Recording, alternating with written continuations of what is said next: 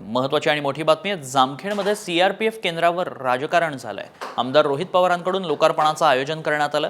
लोकार्पण सोहळ्याला प्रशासनानं परवानगी नाकारली आहे। रोहित पवार समर्थकांकडून घोषणाबाजीही करण्यात आली आणि ठिय्या देखील देण्यात आलाय।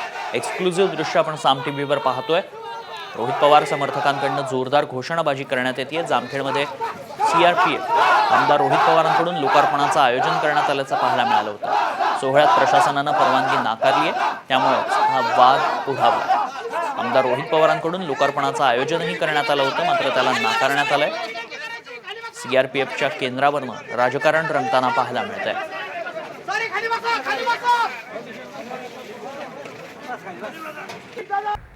महत्त्वाची बातमी, शिवस्वराज्य यात्रेत जयंत पाटील चांगलेच संतापल्याचं पाहायला मिळालंय। उमेदवाराचं नाव जाहीर करा अशी मागणी कार्यकर्त्यांनी केली। त्यानंतर कार्यकर्त्यांची मागणी ऐकून पाटलांनी थेट भाषण सोडलं आणि ते निघाले।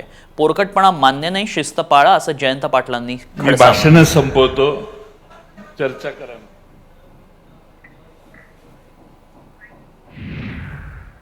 असं आहे की असा पोरकटपणा जर करणार असाल तर सगळ्यांची भाषणं झालेली आहेत। मला काही जास्त इंटरेस्ट नाही। मी पुढची सभा आहे, वेळ वाचवायला मी लगेच जातो। तुम्ही या ठिकाणी गोळा झालात, मगाचपासून भाषणं चालू आहेत।